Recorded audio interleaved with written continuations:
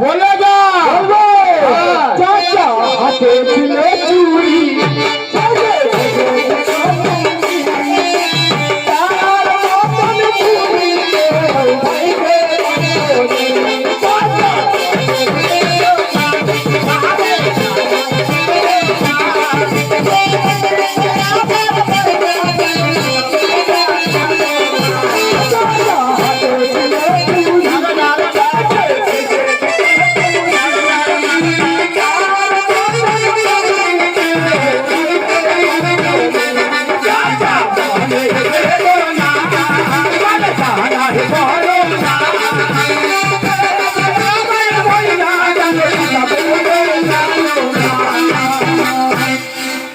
ওই ভাটিজা তোর শব্দ শুনলাম। হ্যাঁ তোর বাল বাচ্চা কটা খেয়ে পুয়াইছে?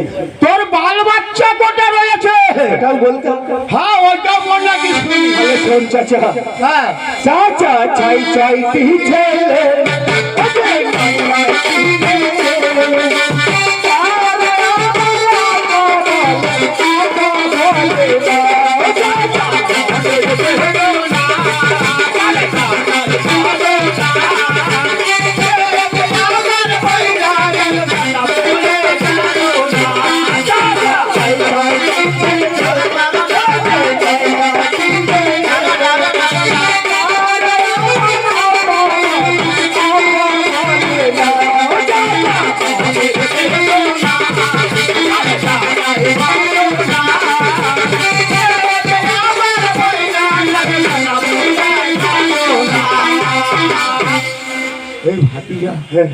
সবই তো শুনলাম।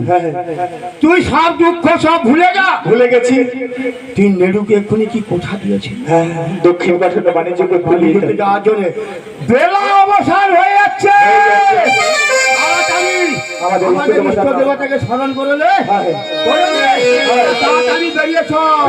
তাই চলবে চাচা।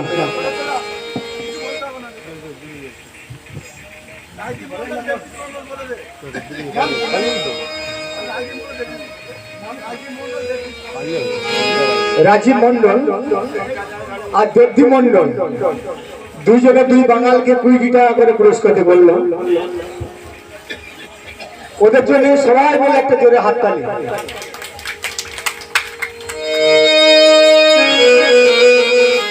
আরে চাচা বল ভাতিজা, নেমাজ তো করবি, হ্যাঁ কিন্তু তেল কোথা পাইবি? তেল? ওরে তেলের ভাবনা ভাবতে হবে না। কেন রে? আমি যখন ছোটবেলায় মা যখন আমাকে যখন রোদে যে ঠাকুমা কি করেছে জানিস? কি করেছে? ওই নাকে তেল দিয়ে আমার মায়ের কোলে নাকি শুকুরে দিয়েছিল। সেই তেলটা আমার নাকের ভিতরে রয়েছে। ওই তেলটা আমি বের করে দিচ্ছি, তুই মেখে তাড়াতাড়ি উঠটা সেরে দে।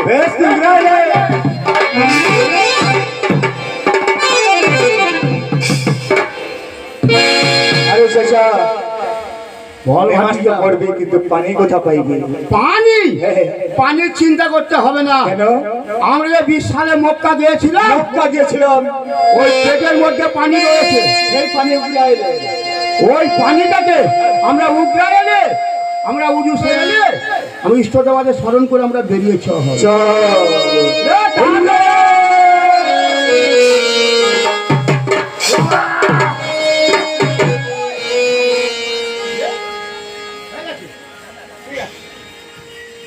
চাচা বল ভাতিজা, তাহলে তো এবার নেমাজটা পড়তেই হবে। হ্যাঁ তাহলে নেমাজটা পড়া শুরু করে দেই।